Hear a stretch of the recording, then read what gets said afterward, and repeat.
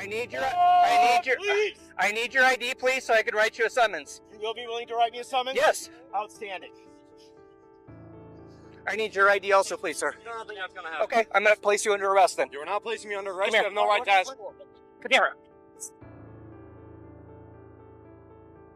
All right. Taser.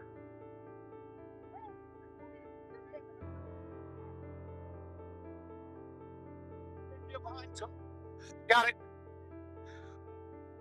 I got my taser. Go.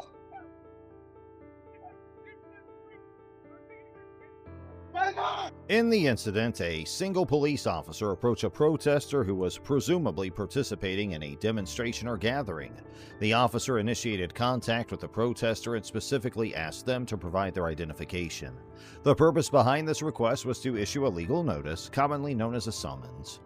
In the unfolding incident, a second police officer joined the scene where the initial officer was interacting with the protester.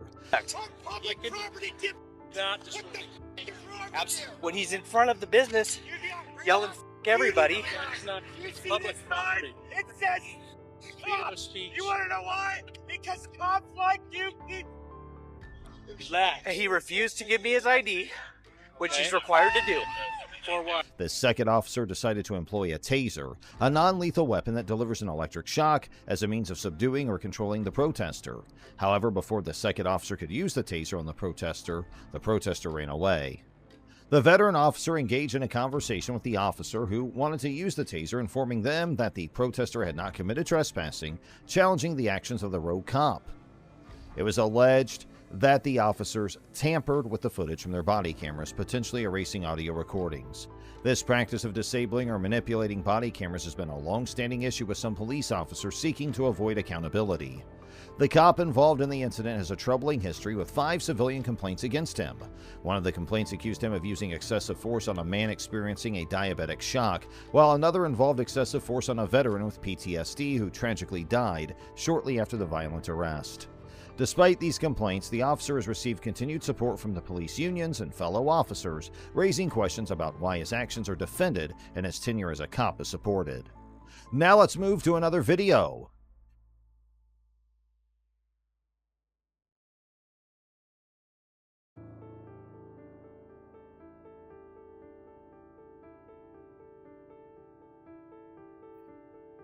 In the incident captured on video, Aramis Ayala, the first black state attorney elected in Florida, was pulled over by Orlando police officers. What agency are you with? I'm the state attorney. Okay. All right. Thank you. Your tag didn't come back. Never seen that before. I'm sorry? I'm like state. Yeah. We're good now. So it was. We ran the tag. I've never seen it before. A Florida tag. It's never come back to anything before. So that's the reason for this. The officer stated that they initiated the stop because Ayala's license plate did not yield any information and because her car had a dark window tint. What was the tag run for? Oh, we run tags all the time, whether it's the traffic lights and that sort of stuff. That's how we figure out if, cars are stolen and that sort of thing. Also, the windows were really dark. I don't have a tint measurer, but...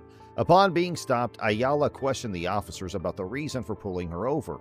The officers responded by explaining they regularly run license plate tags to check for stolen vehicles and other violations.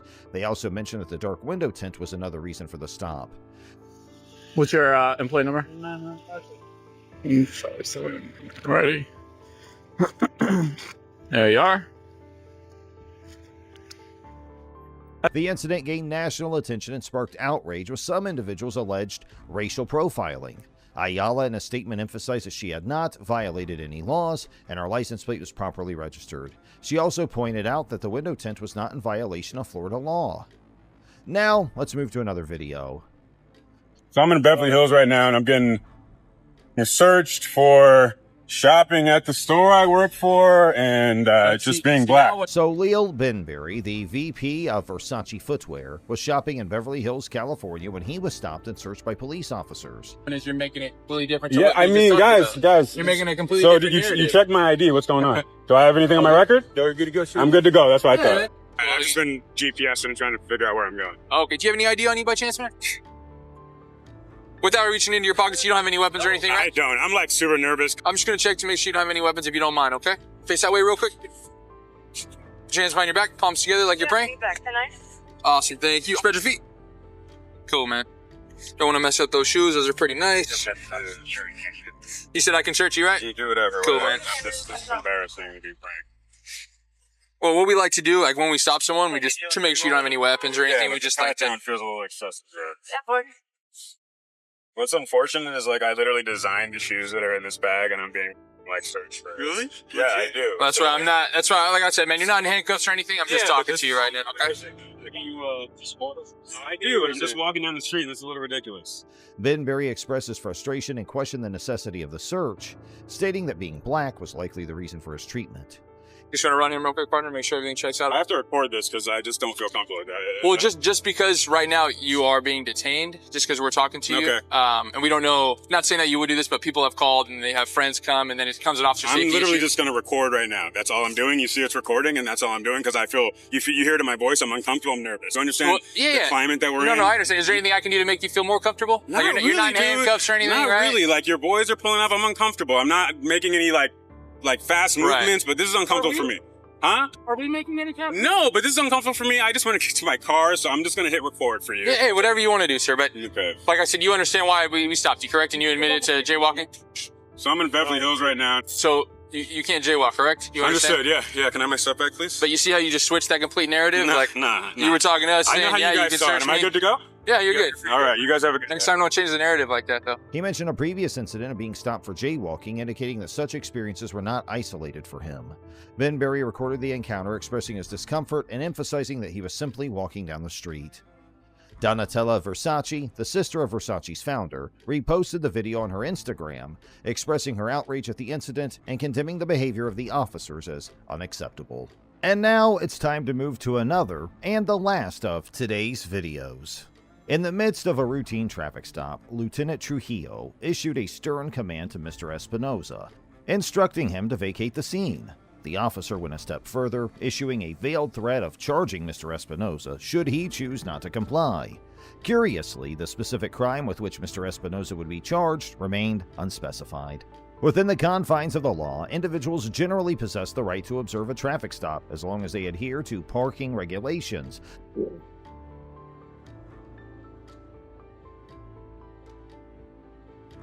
Do you need to be behind this traffic stop? Yeah, I do. Why? My son right there, he was following me to pull. Okay, he's on a traffic stop, so you don't need to be behind it. Oh, you gotta be mean. Oh, I'm not being mean. We just don't like when people pull in behind us. I don't like them. They killed my son over this thing. Let's get for following. That's what we get paid to do, to pull people over. Well, you don't get paid to be. You're And you don't either, okay? I don't gotta put up with you. Okay, I asked you a simple question, okay? Hold on, man. In fact, you need to leave now or you're gonna get charged. It's that easy. Well, I'm recording. I'm recording too. I asked you a simple question. If you have attitude, that's your problem, You keep okay? pounding on my door. Yeah, you saw me and you rolled your window up when I came. Traffic stop. Hold on a second. Right. Avoid disrupting the flow of traffic and refrain from obstructing law enforcement officers. It was during the initial interaction with Lieutenant Trujillo that Mr. Espinosa was noticed to repeatedly press the screen of a cell phone.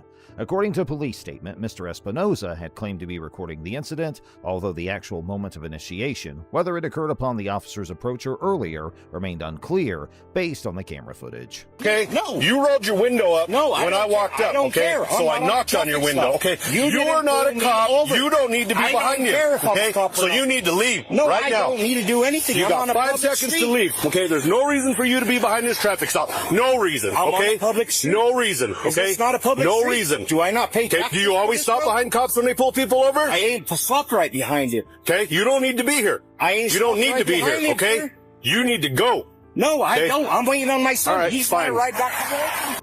In this scenario, a court could potentially assess Mr. Espinosa's actions to ascertain whether they amounted to obstruction and if his refusal to leave the traffic stop constituted a violation of the law. It is plausible for the court to find that Mr. Espinosa's mere refusal to leave might not be adequate to support an obstruction conviction, as it appears he did not physically impede, impair, or hinder the ongoing traffic stop. His actions instead could be interpreted as an exercise of his First Amendment rights, with the intention of filming law enforcement activities. Stopped right behind you. Okay, you don't need to be here. I ain't You don't stopped need right to be behind here, him, okay? sir. You need to go. No, I Okay. don't. I'm waiting on my son. All right, He's my fine. ride back to Wilson. Leave. Leave. That's the Now car. you can stay. Hey, stop. Stop. Get out the car. Get out the car. Get out the car. Get out the car. What are you gonna do? You gonna SD4, give me that radio. Get out the car. Get out the car. Get out the car. Stop it now! Now! Get out the car! Get out the car! Get out the car! Stop it now! Now! Get out of the car! Hey, now! What the hell do you think you're doing? I ain't doing anything. Okay. Now you're on a traffic stop and you're trying to drive away? Get out the car! Call state police! Get out the Control car! has nothing to do with anything. Okay, they don't have jurisdiction over it. I don't know what's yeah. On the other hand, it is also plausible that the court could determine Mr. Espinosa to have violated the obstruction statute by willfully disregarding Lieutenant Trujillo's explicit order to leave the traffic stop. Such a determination might hinge on the interpretation of the law and the specific circumstances surrounding the incident. Get out of the car now. No. I got my truck. I don't give a clear the park. I just did, pal. Sit down is awful. You know, Don't pull away from me. I'm not. You're gonna get lit up. I'm not. Okay, you're gonna get You're lit up. breaking my arm, man. Hold on, I'm gonna get out. Get out the car. Get out the car. Can you hold on? Can you guys Get out. hold on? Now. I'm getting out. I'm not. You're under arrest. I'm not. Get out. Turn around and face the front. You're under arrest. Okay, guys. Hands behind your back. Down. Put your hands behind your back. The deputies on the scene issued a command to Mr. Espinosa directing him to leave the area. However, as he began to pull away in his truck, the deputies responded by aiming their tasers at him and raising their voices, loudly ordering him to exit the vehicle. In response to the deputies' actions, Mr. Espinosa promptly stopped his truck and pulled over to the side of the road, complying with their subsequent instructions. Hands behind your back. Put your hands back. I'm going peacefully, fella. I just get back. Hey, he's recording this case first. That's fine. He can record all he wants. This is okay, guys. You do what you're told, all right? You think it's okay just to roll up on traffic stops? No, and not do what you're told? Now you go to jail. That's all right. I'm a Turn around and face the truck. I'm already cuffed. The guy's not listening. If he listens, he won't get manhandled. So let's Don't go. move. Let's go. That's great. Don't you gotta look for a traffic something. You need to settle down. Get in the car. Get in the car. Get in when you.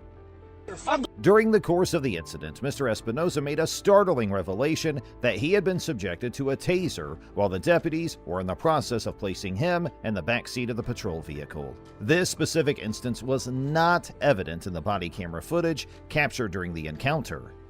Get in the car. Get in. No. You have your wallet on you? Don't do that, man. I'm gonna get you. I'm gonna pass search you. Now get out. I got my wallet. Get out now. Get out now. This is how it's gonna work. Okay? You're gonna do what you're told to do, and that's it. Stand up. Stand up. Come on, guys. This is Stop. Come on, man. Well, quit acting like an idiot. I ain't acting like nothing. I got a taser piece in my lip.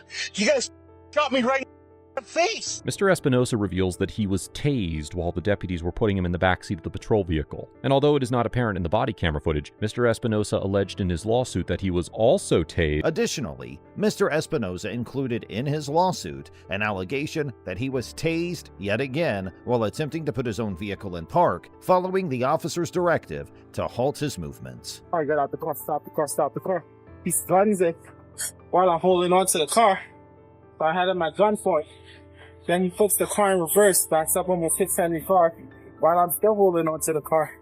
And we tried getting him out of the car and he had the car in drive and he accelerated but it didn't go nowhere. We tried to get him out, and he was refusing, and then when we tried to put him in, he was refusing. So I tased him, and then I tried to get him out to pass search him and get his wallet because he wouldn't tell me anything. And then that's when you rolled up. Okay. I'm gonna get him over to the jail. Okay. In this situation, it is alleged that Lieutenant Trujillo and Deputy Knoll blatantly misused the authority vested in them and exploited the tasers provided for their protection to deliberately cause harm to an individual. The claim suggests that instead of employing the tasers as tools to ensure safety and maintain control during the encounter, they used them to inflict pain on Mr. Espinosa. We thought we had seen it all, from mass murders, psychopaths, hooligans, and serial killers to even presidents. Cops have been on a roll arresting people of all types, but have seen cases where they arrest FBI agents. Were they rightly arrested? And do wrongful arrests of law enforcement officials call for the arrest with heavier punishments? Join us as we check a look at bizarre cases where dumb decisions from cops take them to rather odd position. So why don't we just kick things off with a crossover story of an FBI agent who has been wrongfully jailed? In our first case, the Kansas City, Kansas Police Department detained a former FBI agent for no apparent reason. It was a bizarre and ridiculous incident. As it turned out, Roger Golubski, a former detective, had been falsely accused of assaulting 2 black women between 1998 and 2002. There have been 2 accusations, to be exact. The real question is, however, how did the Kansas City police force allow him to get away with it for so long? Roger Golubski's unsolved case was discovered by the FBI while it was looking into the Kansas City Police Department's behavior. The former detective had a history of sexually assaulting women over the course of his 35-year career as a police officer and had been trading drugs for information. Lamonte McIntyre, a young black man, was accused of committing a double homicide by Golubski during his time as a police officer. McIntyre was ultimately freed after serving 24 years in prison without proper cause as a result. Golubski was taken into custody by the FBI on suspicion of 6 counts of sexually assaulting 2 black women. He has since entered a not guilty plea. Despite the jury rejecting his lawyer's request for release on medical grounds, he was kept in custody for routine medical examination. Black woman Rhonda Tribute, whose corpse was discovered in 1998, was one of Golubski's informants. Her case remains unsolved despite the fact that the investigation was started but never finished. She died, and Golubski's involvement is now being called into question by many people. That is exactly what we are saying. Many civil rights advocates across the nation have praised the arrest of Golubski, but it also raises serious questions about police behavior and the abuse of their authority.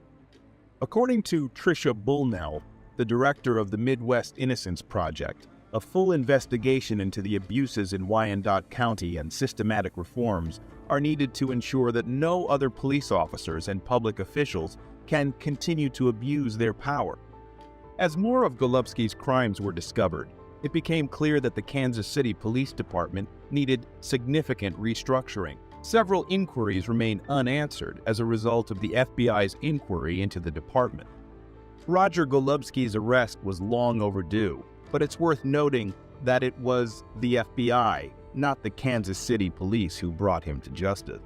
Next up, with the arrest of 2 Drug Enforcement Administration officers by the FBI in Nassau County, Florida, the situation has unexpectedly turned around. The DEA, a law enforcement organization renowned for its aggressive efforts to combat the drug trade, has charged 2 officers with drug-related offenses, but the system's level of dysfunction clearly remains unclear. While selling drugs, including cocaine, that had been seized to willing customers, Sergeant James Hickox was captured with his hand in a cookie jar. His greed knew no bounds as he also combined drugs with other substances to make up the weight difference and kept parts for himself. In his bedroom closet, the FBI discovered 3 shoeboxes, each containing $100,000 in cash. They also discovered another $200,000 hidden in his garage. Hickox claimed that he borrowed the funds for his claim by partaking in his gambling habit when asked where the money came from. Hickox's actions have hurt the DEA's reputation and are obviously a breach of his obligations as a law enforcement officer. Joshua Erie, a highway inspector, had been covered in the same drugs that had to be seized, even going so far as to legally approve the prescription of 43 oxycodone pills. He purchased drugs from drug dealers. As if that weren't enough, while under the influence of drugs, he acquired a gun, due to the fact that he was trusted with the law rather than the law itself. Erie's actions were not only wrong, but also dangerous. The surprise arrest of these officers leaves the public wondering just how pervasive corruption is within law enforcement organizations. Sheriff Bill Leeper expressed his dissatisfaction by saying, "I think we need to make sure law enforcement personnel who violate the law are held accountable. When I learned of the accusations, I was shocked, let down, repulsed, and beyond angry. These incidents where the police ran into the FBI were some of the most shocking ones. We now look at our last and final case. A significant mishap that made headlines involved the case of mistaken identity between a Florida deputy and an FBI agent. When he received a call from a man claiming to be an FBI agent and asking to meet him in a nearby parking lot, Officer Gordon found himself in a precarious situation. This is a classic illustration of what can go wrong if a person doesn't confirm the identity of the person they're meeting, especially when speaking to a police officer. I do, but I don't understand what the problem is with your meeting me at the office. I'll talk to the U.S. Attorney's Office about it. Cut off the recording device now. Okay, well, I will when I leave the area, sir. Well, I will when I leave the area, sir. Asked the officer to turn off his recording device. Suspicions should have been aroused. However, Officer Gordon continued to record the conversation, a classic move. This was a wise decision as well, because it provided proof of what had happened, which, as you can probably guess, didn't turn out too well for Officer Gordon. Despite Agent Hatton's efforts to persuade Gordon that he was an FBI agent, the officer was skeptical and demanded to know how the agent obtained his phone number. Given the predicament the officer was in, it is not shocking that he requested assistance and handcuffed Agent Hatton. However, things started to spiral out of control. It got worse when Hatton shut the car door, especially considering how hot it was in Florida. It's fortunate that Agent Hatton's condition didn't worsen because Gordon made a bad choice in doing this. Concerns were raised by Officer Gordon regarding Agent Hatton's investigation into the actions of law enforcement agencies in North Florida. Agent Hatton's claims that he was an FBI agent may not have been taken seriously by the officer because he was aware of the widespread corruption within the police department and worried about being connected to it. Let's say his ego overcame him.